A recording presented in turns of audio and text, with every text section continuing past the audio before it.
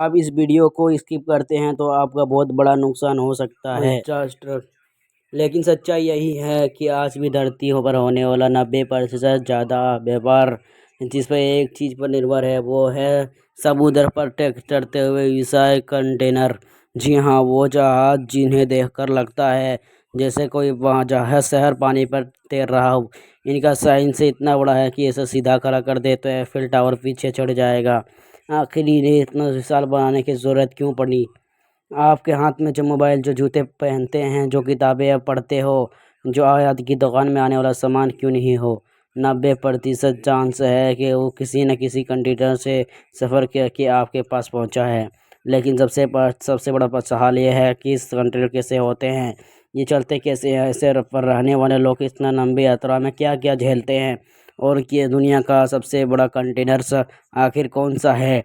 और आखिर में आपको ले चलेंगे उन तेतर के मेले में जिन्हें दुनिया क्रूज शेफ के नाम से जाना जाता है, जहाँ पार्टी है, जहाँ मज़ा है, रेस्टोरेंट है, थिएटर है और ऐसा लाइफस्टाइल जिसे आप देखकर आपको लगेगा ज़मीन पर तो अभी ज़िंदगी शुरू हुई नहीं हुई है। लेकिन उससे पहले अगर आपको ऐसे ही मस्ती पसंद है तो अभी अनीस अंसारी 10 के सब्सक्राइब कर लें, क्योंकि यहाँ आपको भी ऐसे और भी कई वीडियो देखने रहेंगे। तो चलिए वीडियो को शुरू करते हैं। आपके घर में ज़्यादातर चीज़ें जैसे फ़ोन, कपड़े, इलेक्ट्रॉनिक, किताबें सब एक ही रास्ते से आते हैं और वो है कंटेनर शिप। लेकिन आप क्या सोचे हैं कि इन विशाल कंटेनरों में महीनों तक पानी के बीच कैसे जीते होंगे, बिना नेटवर्क, बिना छुट्टी, खतरनाक मौसम के साथ सामना करते हुए कैसे अपने लक्ष्य तक पहुंचते हैं। दुनिया का सबसे बड़ा कंटेनर एमएससी ग्रीना है जो 400 मीटर लंबा है और ये एक बार में 24,000 का कंटेनर ले जा क्षमता रखते हैं। और ये इतना बड़ा है और इसके शानदार कंटेनर लाइन में लगाते तो दो बड़े शहरों के बीच का लाइन में दे रास्ता हो जाएगा, जो 23 में लॉन्च हुआ। वर्तमान में दुनिया का सबसे बड़ा कंटेनर है। इसके बड़े चौड़ाई 61 मीटर और इसका टेक्नोलॉजी इतना नहीं स्मार्ट कि इतना अपने आप चलती है। एक सवाल ये आती है कि इतने बड़े जहाज़ को चलाने के लिए कितने लोग चाहिए? शायद आपको चाहिए कि सैकड़ों, लेकिन सच ये है कि 20 से 35% लोग काफ़ी। क्रूज शिप नहीं, ये एक इंडस्ट्री फर्म है।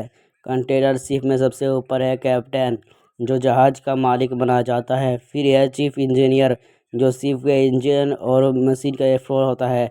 इंजन रूम में 50 डिग्री सेल्सियस की ज़्यादा गर्मी होती है, आवाज़ और लगातार दबाव बना जाता है। लेक ऑफिसर नहीं देखते हैं, जो रडार, जीपीएस और जानकारी देते हैं। फीडर्स, ऑयलर्स, फील्डर और कॉमेंस, जो तूफान में भी सबको खाना खिलाते हैं। और यहाँ लाइफ के में से नहीं होती, ये मेहनत, जोखिम और जिम्मेदारी का खेल है। महीने तक परिवार से दूर सिर्फ समुद्र और मशीनों के बीच अपने दिन गुजारते हैं। लेकिन यही वो दो लोग दुनिया के फ्लाई जेल को जिंदा रखते हैं। इस विशाल के जहाज़ पर हर किसी का दिन सुबह 6 बजे शुरू होते हैं। सूरज उगने से पहले डेर पर हलचल स्टार्ट हो जाती है।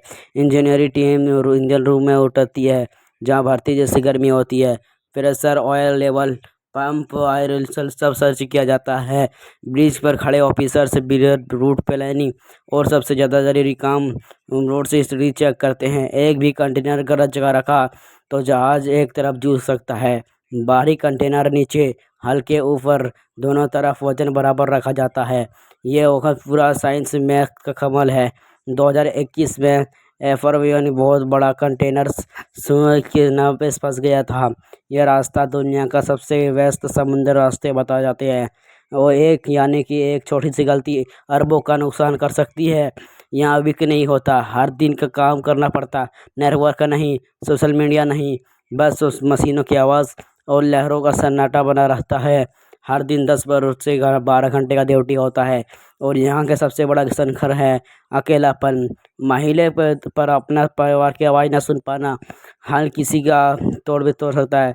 सैटेलाइट फन होता है सिर्फ मंजरी के लिए। मांस फरान और डिप्रेशन यहाँ आम बात है। यहीं असली चुनौती यहाँ खत्म। कुछ इलाके खासकर सोमालिया के आसपास आज भी पायरेट अटैक का खतरा बना रहता है। ऐसे जोन में जहाज रात होते ही ब्लैकआउट मोड में चले, सारी लाइट ऑफ, सिक्योरिटी सब स्टार्ट और पूरा crew high speed tension alert पर चला जाता है, क्योंकि समुद्र पर सफ़र सिर्फ इंजन और कंट्रोल रूम और मशीनें नहीं है। यहाँ ये जो दिल की ताकत और दिमाग की शांति और दिमाग की असली हिम्मत की पहचान होती है। अब सवाल यही है, क्या ऐसे खतरों में गुरु अपनी सुरक्षा कैसे करती है? इसका जवाब तभी समझ में आता है जब जहाज अफ्रीका के ओन में प्रवेश करता है।